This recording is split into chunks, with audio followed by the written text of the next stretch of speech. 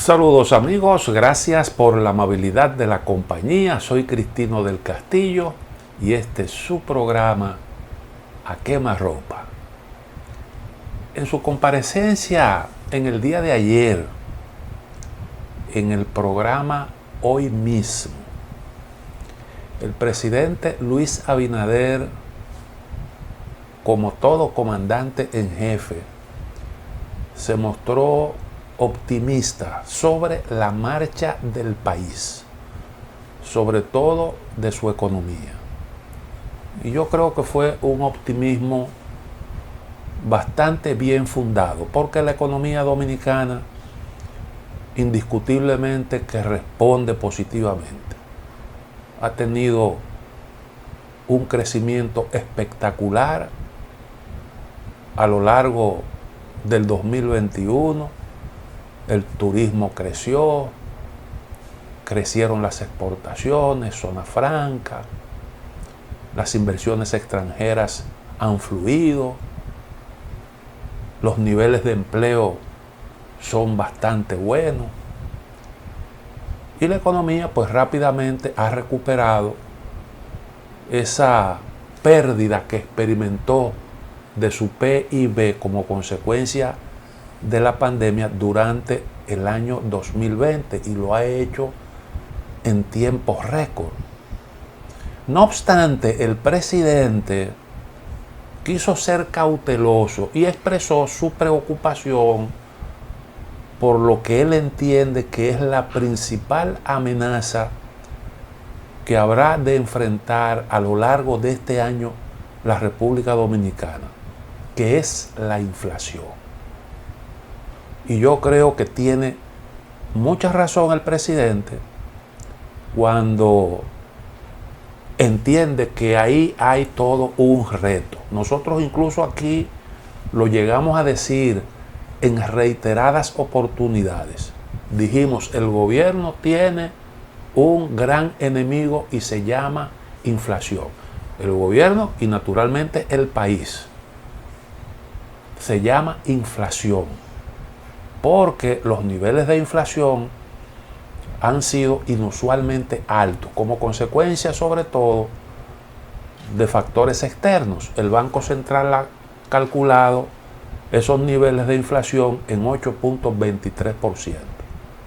Estados Unidos acaba de anunciar una inflación para el año 2021 de 7%, que se considera la más alta desde el año 1982. Naturalmente ustedes saben el impacto, la influencia que tiene esa gran economía a nivel de las demás economías del mundo y sobre todo en países tan vinculados a la misma como es el caso de República Dominicana, que por demás es una economía abierta, muy abierta, como lo subrayó en su comparecencia el presidente de la República. Y yo decía en un programa, si yo fuera el presidente, yo reuniría los mejores especialistas de la economía para ver cómo se concibe un programa encaminado a hacerle frente a ese problema, cómo manejar el problema de la inflación. Incluso hay una advertencia que hizo el propio presidente y que tiene que ver con el incremento en los precios internacionales del petróleo, que acaba de rebasar los $80, se colocó en el día de ayer en $81 el barril, el petróleo de Texas. Eso indiscutiblemente que es motivo de preocupación. Y el presidente dijo, si eso continúa, nosotros estamos preparados para responder a esa situación, pero hasta cierto punto. Si se mantiene esa tendencia, llegará un momento en el que tendremos que hablar con el país, fueron sus palabras, para explicarle que no hay de otra que transferir eso a la población con el impacto que eso puede tener, porque indiscutiblemente que un mayor nivel de precio de los combustibles tiene un efecto en todas las actividades productivas, bienes y servicios, algo que todo el mundo entiende. Entonces ese evidentemente que ahí hay un gran riesgo, hay todo un reto. Uno espera que pues las cosas no pasen de ahí y que no se nos agrave este problema, que en lo que va de año uno ve situaciones que son preocupantes. Hay un trabajo que publicó en el día de ayer una economista. Ella es oriunda de la India, pero radicada en Estados Unidos. Es profesora de la Universidad de Massachusetts y presidenta de la Asociación Internacional para el Desarrollo Económico. Se llama Hayati Ghosh. Es una académica de mucha formación y escribe un trabajo sobre este problema de la inflación, sobre todo enfocado en el asunto del incremento de los precios de los alimentos, que ella entiende es un problema altamente sensible, sobre todo para los países de bajos y medianos ingresos. Ella aporta, su trabajo parte de algunos datos de la Organización de las Naciones Unidas para la Agricultura y la Alimentación. Según la FAO, en el año 2021, el índice de precios de los productos, de los alimentos, se colocó casi al mismo nivel del pico que experimentaron los precios de los alimentos en el año 2011. Recuerden ustedes que en el año 2007 vivimos la crisis, aquella crisis de los alimentos. Nosotros tuvimos en el 2007 crisis de los alimentos, en el 2008 la crisis subprime o la gran recesión, como se le llamó, que se transfirió al aparato productivo después de haber afectado todo el sistema financiero, provocando una crisis económica que al mismo tiempo generó otra crisis de deuda que ahora la pandemia del coronavirus ha terminado exacerbando considerablemente. En esos años vivimos esas crisis. Primero, una crisis petrolera, incremento de los precios del petróleo inusitado. Recuerden que se colocó el barril por encima de los $100, que nunca se había visto. Después la crisis de los alimentos, finalmente la crisis subprime, y entonces ahora tenemos este enorme problema que nos crea la pandemia, que ha exacerbado el problema del endeudamiento en el mundo entero. Y entonces estamos viendo unos niveles, unos incrementos en los precios de los alimentos inusitados que mueven a preocupación. Y eso se produce, según la economista citada, de una forma abrupta, porque ella entiende que desde el año 2015 hasta el 2020 los precios de los alimentos se mantuvieron relativamente bajos, desde el 15 hasta el 20, y en el 21 entonces se produjo un incremento promedio del 28%, que es una cifra sumamente alta, 28%. Y entonces, gran parte de este aumento, nos dice la especialista, fue impulsado por los cereales con un aumento de los precios del maíz y del trigo del 44% y del 31% respectivamente. Trigo y maíz, que son dos alimentos importantes, muy importantes, que al mismo tiempo son también materias primas. Porque, para poner un ejemplo, el pollo se alimenta del maíz. Desde que sube el precio del maíz, sube también el precio de la carne de pollo. En República Dominicana, el pollo es una de las principales fuentes de proteína, algo esencial en la dieta del dominicano. Y el trigo, bueno, pues eso, de ahí es que se fabrica el pan, las galletas, y es una materia prima de importancia 1A. Y entonces ahí hubo un incremento en estos dos rubros importantes. Ahora, los precios de los alimentos, sigue diciendo, también se dispararon. Los precios del aceite vegetal, que alcanzaron un máximo histórico durante el 2021. El azúcar aumentó un 38%. Y los aumentos en el precio de la carne y los productos lácteos fueron un poco más bajos, pero también por encima de 2 dígitos. O sea, de más de 2 dígitos. Y eso, de 2 dígitos, un incremento de 2 dígitos. Eso realmente es algo significativo. Y entonces ella hace un señalamiento que es sumamente importante. Yo quiero continuar con este tema porque me parece que es algo de importancia 1A. Ahora permítame antes hacer una pequeña pausa.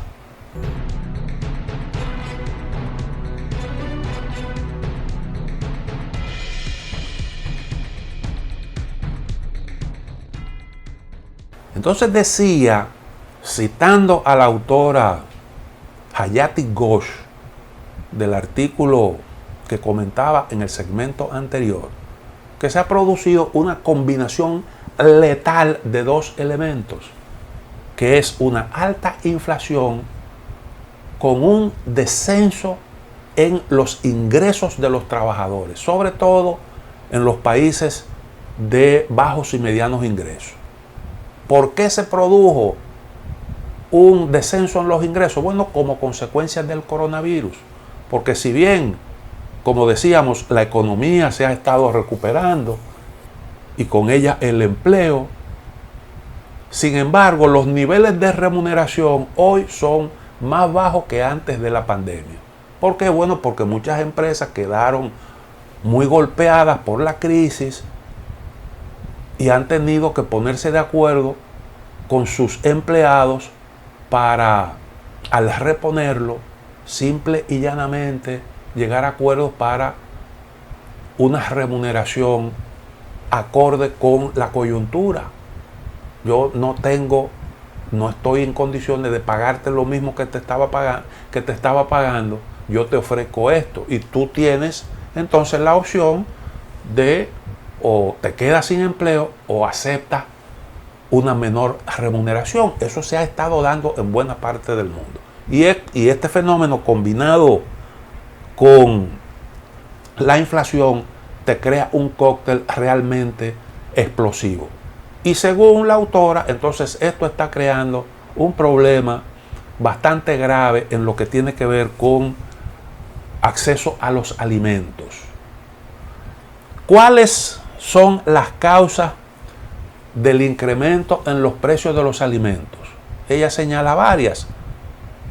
Eso que nosotros conocemos, los problemas en la cadena de suministro, sobre todo en el transporte, los fletes se han disparado. Ese es un asunto del que se ha hablado mucho y hemos hecho conciencia de las dificultades que algunos consideran que son temporales y que vamos a ir superando poco a poco en la medida en que avancemos en la lucha contra el coronavirus. Pero hay otros que son un poco más escépticos y que entienden que eso va a demorar un tiempecito más de lo que originalmente se consideró. Pero ese es un problema que está ahí y que es una de las causas del incremento en los precios de los alimentos. Incremento en los precios del petróleo. Ya dijimos que ayer se colocó por encima de los $80. Ha ido escalando poco a poco. Una energía más cara, pues lógicamente que impacta en el costo de producir y transportar los alimentos. Los fenómenos climáticos extremos que están afectando la vida productiva y también el rendimiento. Es un asunto que es sumamente complicado y que no tiene una solución en el corto plazo. Habría que hacer un esfuerzo para conseguir resultados en un plazo más o menos largo. Y sin embargo, ha sido muy difícil ponerse de acuerdo para reducir las emisiones de gases de efecto invernadero. De manera que este es un problema que va para largo y que se irá agravando a menos que adoptemos decisiones drásticas, que no creo que sea el caso. Porque como vimos en la cumbre climática, lo que hubo fue mucho bla bla bla y muy poca iniciativa en concreto. Pero bueno, esa es otra causa importante. Y hay otro asunto que también que tiene su peso y que pudiera enfrentarse siempre y cuando haya algún nivel de colaboración en el plano internacional. Y es una demanda inusitada de productos, de alimentos de todo tipo. Porque algunos países y consumidores, como consecuencia de la pandemia, previendo una posible escasez, entonces han recurrido a llenar los almacenes. Y eso genera una demanda inusitada que gravita, que impacta los precios. Y ese es un fenómeno que se está observando y que probablemente ahora con el asunto de la variante Omicron, que está provocando mucho ausentismo laboral, esa tendencia pudiera agravarse con el impacto consecuente en los precios de los alimentos. La autora del trabajo, Hayati Ghosh, dice que no ha habido una baja en la oferta. Al contrario, dice que ha habido una producción récord. En el caso de los cereales, aunque los precios aumentaron rápidamente en el 2021, la producción mundial fue récord de casi 2.800 millones de toneladas de cereales. Algo realmente impresionante. Sin embargo, los precios se incrementaron y la explicación radica en eso. Otro factor importante, y esto sí es sumamente preocupante, muy pero muy preocupante, y es la especulación financiera en los mercados de los alimentos, que según la autora del trabajo hay suficientes evidencias para dejar establecido inequívocamente que la especulación está de regreso en el mercado de los alimentos. Y eso ya provocó la crisis del año 2007. Esa crisis del año 2007, la crisis de los alimentos, fue la consecuencia de una demanda inusitada que fue el producto artificial de la especulación. Porque ¿cómo es que funciona todo esto? Bueno, que tú comienzas a demandar lo que tú no vas a consumir, productos que tú ni siquiera tienes en planes gestionar. Tú lo compras en papeles, moviliza el capital, pero sin la intención de consumirlo.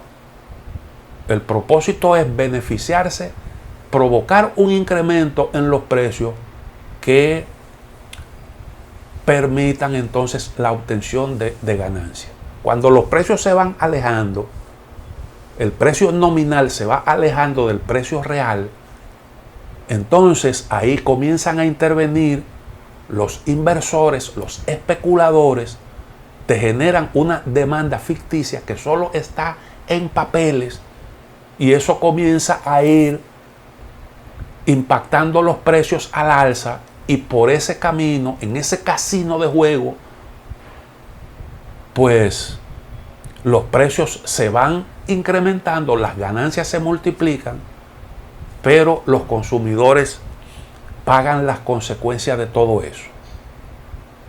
Ese jueguito se hizo posible por las desregulaciones aquellas que nos vendieron como lo que puede ayudar a generar riqueza, porque el mercado se autorregula y el mercado pues termina llenando, dejando satisfechas las necesidades, pero tiene esas repercusiones.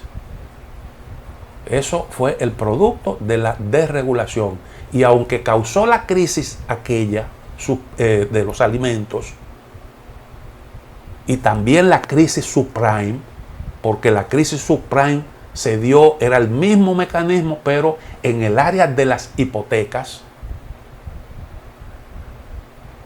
Aunque vivimos esas crisis, no hemos sido capaces todavía de introducir los correctivos para evitar que eso se produzca. Y entonces, si ese problema persiste, si eso se va agudizando, y la tendencia, una vez el capital llegó a esa área y comienza la actividad especulativa, salvo que intervenga la mano del regulador, eso es muy difícil de detener. Se necesita voluntad, se necesita, como dice la autora del trabajo, reconocer que ahí hay un problema para entonces evitar las consecuencias. Y hasta ahora mismo nadie está mirando para ahí. Entonces hay una demanda inusitada que no tiene razón de ser en función de las necesidades concretas, que es el producto de expectativas, y hay también una actividad especulativa ligadas a otros fenómenos que pueden tener una incidencia muy grave en los precios de los alimentos. Y eso entonces puede tener una consecuencia. Por ejemplo, nosotros aquí, el Banco Central está endureciendo su política monetaria. Y eso con el objetivo de sacar dinero, reducir la masa monetaria. Eso encarece el dinero. Como el dinero se encarece, eso también tiende a repercutir en los precios, pero hay menos actividad económica. Se supone que entonces esas decisiones pueden controlar los precios por la vía de la disminución de la demanda. Por esa vía tú sacrificas crecimiento económico.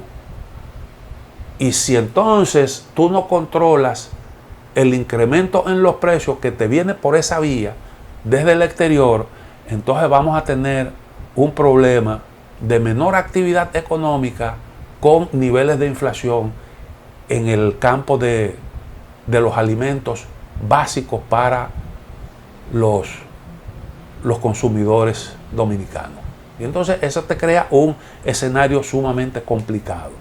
Por eso comparto las preocupaciones del presidente de la República y entiendo que son situaciones que hay que verlas detenidamente y ser creativo para concebir fórmulas que eviten usted tener que producir incrementos en precios que tienen que son a su vez factores de costo y que generan incrementos en los precios de otros productos.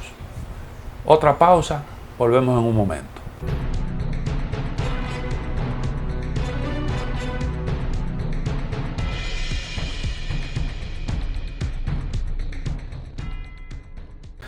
Ayer la Organización Internacional de las Migraciones emitió un informe sobre los migrantes haitianos. En ese informe se dice que desde el 19 de septiembre hasta la fecha, o hasta diciembre, desde el 19 de septiembre hasta finales de diciembre, fueron repatriados a Haití 17,000 haitianos. 17,000 haitianos. De esos 17,000, el mayor número, unos 3,690, fueron repatriados desde Estados Unidos. De ellos, 54% hombres, 26% mujeres, 9% niños y un 10% de niñas. Arribaron a Haití en 128 vuelos. O sea, en un periodo de unos cuantos meses, 3 meses, pues fueron deportados más de 13,000 haitianos desde Estados Unidos. Y eso es lo que se puede considerar como repatriaciones masivas. Ese proceso probablemente continúe, porque Estados Unidos ha dicho claramente que no está en consideración, que no está dispuesto a seguir admitiendo nuevos flujos migratorios. Se ha hecho un esfuerzo por contenerlo, esos flujos que van desde Centroamérica, el caso de los haitianos, y aunque eso se pudiera considerar como migración, como deportaciones masivas, sin embargo, usted no ha visto un primer informe sobre eso.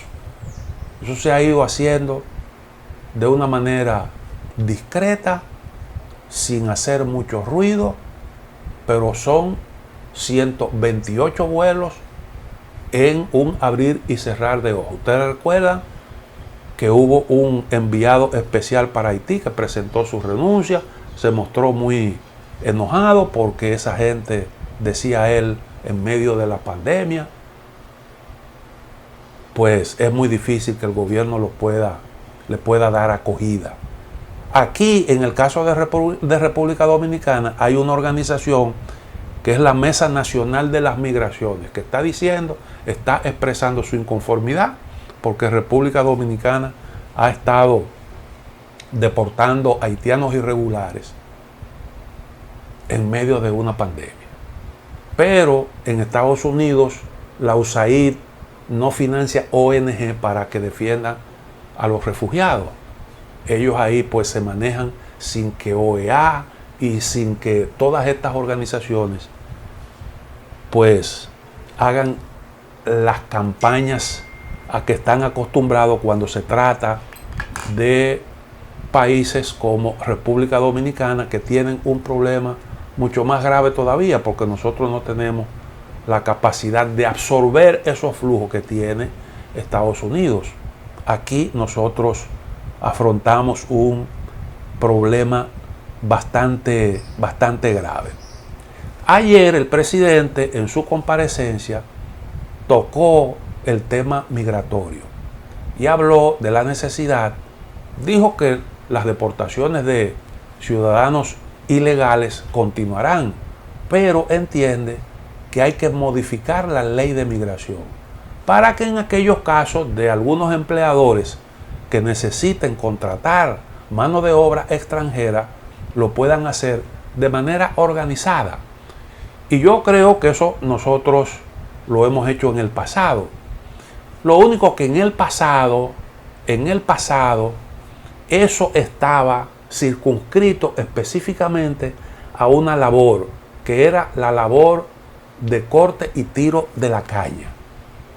Finalizada la zafra, entonces los inmigrantes estaban supuestos a volver a su país, y muchos lo hacían, pero algunos se quedaban.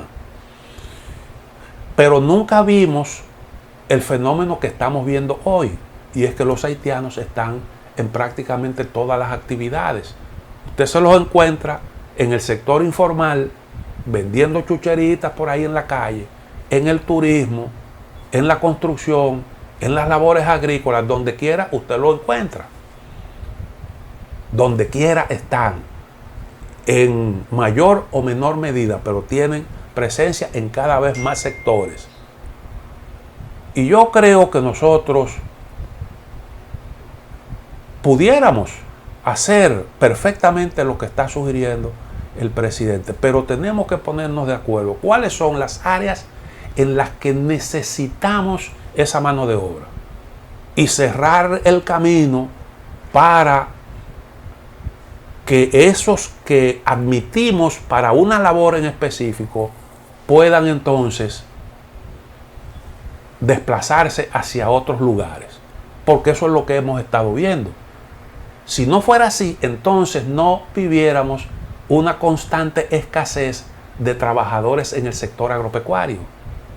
Lo que pasa es que muchos llegan, utilizan el sector agropecuario como trampolín y terminan allí en donde ellos entienden que les es más conveniente.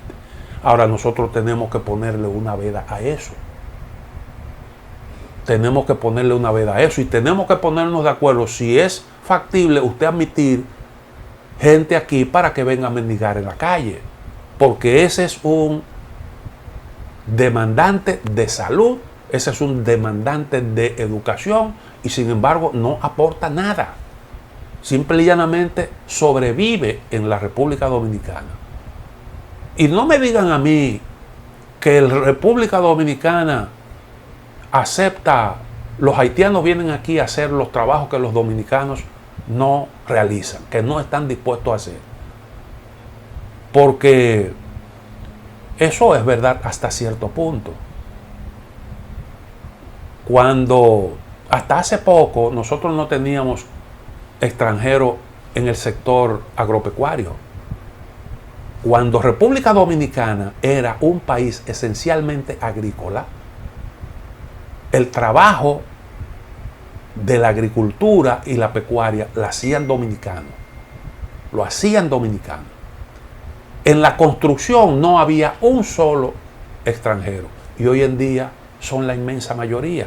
¿Qué es lo que ocurre? Bueno, lo que ocurre es que cuando comienzan a llegar los extranjeros y aceptan trabajar en unas condiciones menos favorables que las que tienen los dominicanos, pues van desplazando al dominicano hasta que el dominicano sencillamente se va recogiendo, se va retirando. Entonces tiene que haber una política para la protección del empleo del dominicano, que es lo que hacen la mayoría de los países.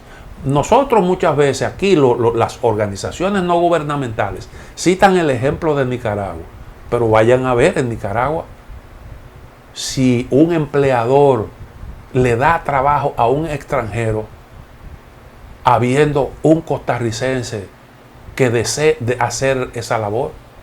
Por ley se permite emplear a extranjeros cuando no aparezca un nacional del país que aplique para esa posición.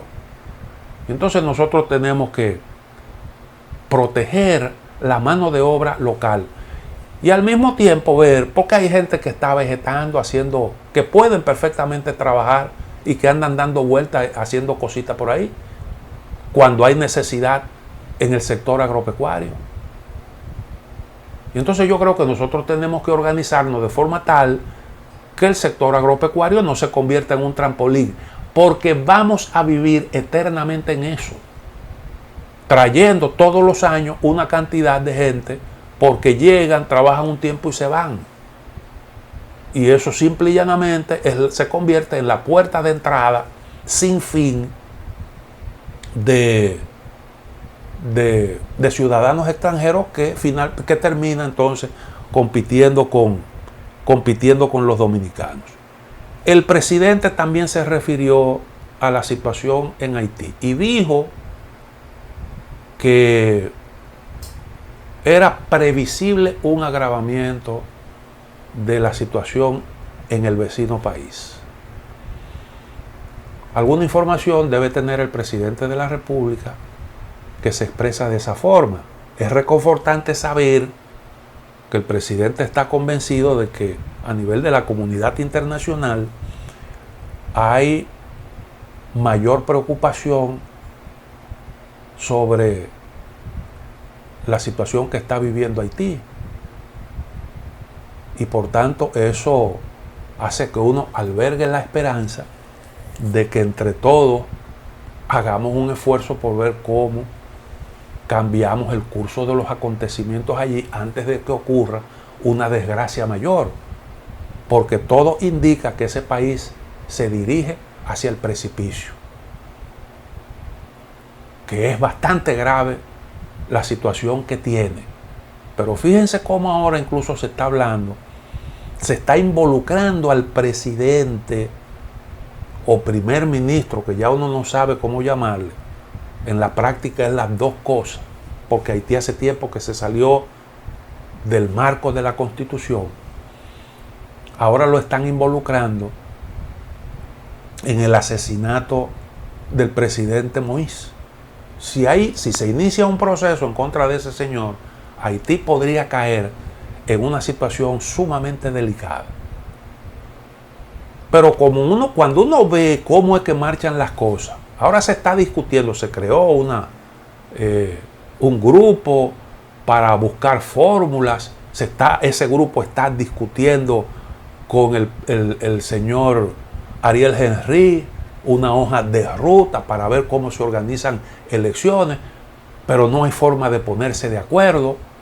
Ya hay quienes, después que se publicaron esos trabajos en el New York Times, se están recogiendo porque temen lo que pudiera ocurrir. El asunto es que la realidad de esa nación es pero muy complicada. Y esas acusaciones, no sé si son fundadas o no, pero son preocupantes. Y ese ya es un elemento que está incidiendo negativamente en la realidad del país. Entonces nosotros no tenemos más remedio que seguir resistiendo, que seguir haciendo el esfuerzo, hasta que la propia dinámica de los acontecimientos le imponga a la comunidad internacional la necesidad de buscar soluciones, de imponer allí reglas de juego que estabilicen ese país y que lo encaminen por mejores senderos. Otra pausa y en breve continuamos.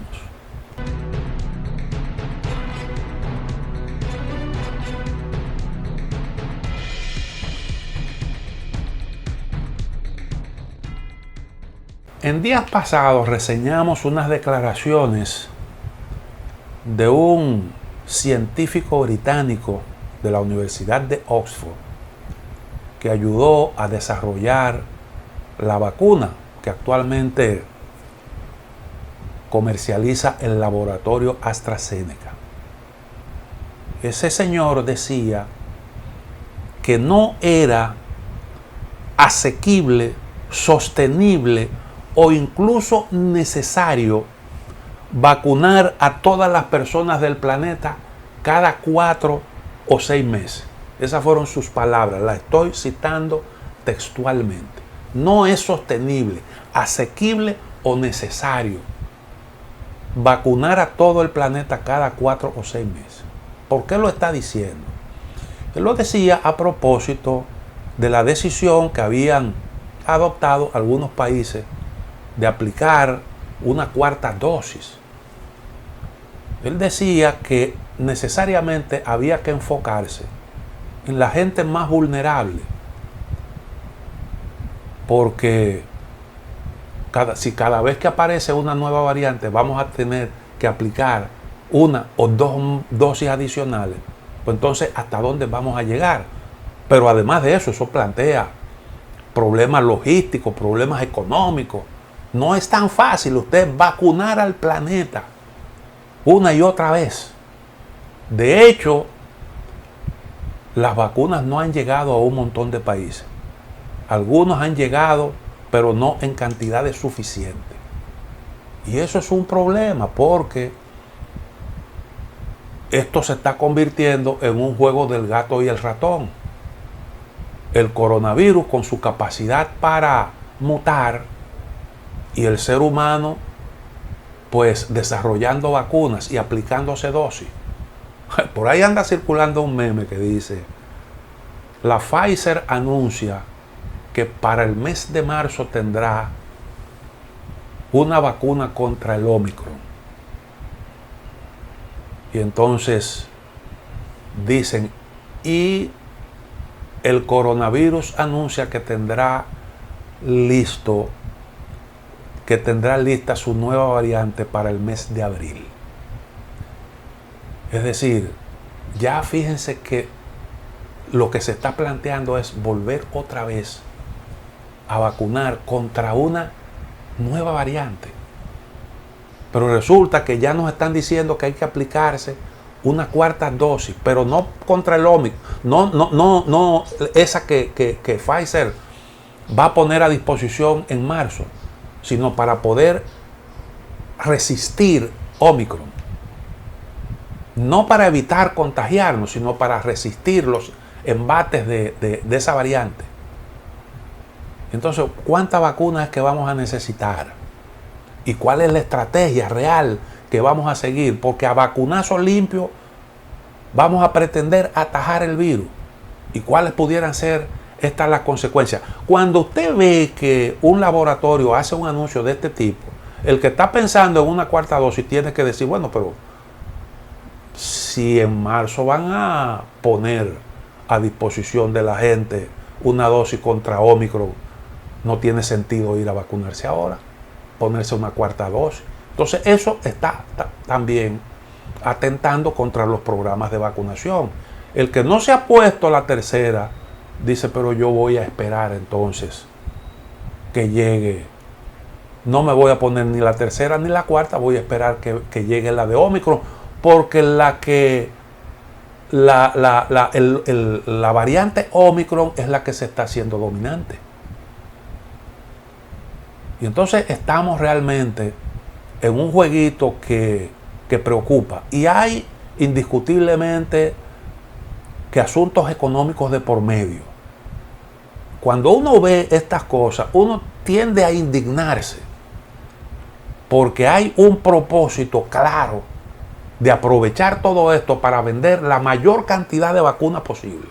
Y si pudiéramos entretener a la gente, pullándolo primero en un brazo y después en el otro, para seguir ganando dinero, entonces que viva el coronavirus. Primero las vacunas y después entonces llegaron unos medicamentos para amortiguar los efectos y evitar consecuencias graves, terminar en un hospital con complicaciones graves producto del coronavirus. Y uno se pregunta, bueno, ¿será esto una estrategia comercial? Porque ¿por qué en lo que se desarrollaba la vacuna no nos pusieron en las manos ese medicamento? Hay mucha desconfianza, sobre todo ahora que hay una científica que acaba de poner a disposición una vacuna de forma gratuita. Simple y llanamente lo que habría que asumir el costo de algo más de $1 por dosis. Pero nadie ha mostrado interés en eso. Ella lo está ofertando gratis. Y entonces ahí hay una oportunidad. Ella dice, los laboratorios que pueden procesar las vacunas que actualmente se procesan, estarían en capacidad porque tendrían la tecnología para procesar esta vacuna que nosotros acabamos de desarrollar. Pero no hemos visto a nadie. El presidente Biden habló de suspender las patentes temporalmente, las patentes sobre la vacuna. Y terminó como cogiéndole miedo a su propia propuesta. Jamás ha vuelto a hablar de eso, a pesar de que China dijo que estaba en disposición de aceptar una propuesta de ese tipo. China, que es un gran productor de vacunas, llegó a decir eso. Aunque China tiene acuerdo con Pfizer para la producción en su territorio de más de 1.000 unidades, de más de 1.000 dosis de la vacuna. Pero la verdad es que hay una incapacidad tremenda para compatibilizar el interés económico, que es legítimo, del que desarrolló un medicamento a obtener beneficio, de hacer compatible esa aspiración legítima con las necesidades de salud, con las necesidades de sobrevivir que tenemos los seres humanos en este planeta, porque estamos hablando de un problema que usted no sabe cuándo es que va a terminar. A lo mejor mañana aparece una variante diferente, más peligrosa que esta Omicron, cuyos efectos hasta ahora mismo son leves. Y eso realmente es sumamente indignante. Lo que nosotros estamos viendo es indignante, porque así como nadie le presta atención al problema de la especulación financiera, que ya comienza a expresarse, según la especialista que cité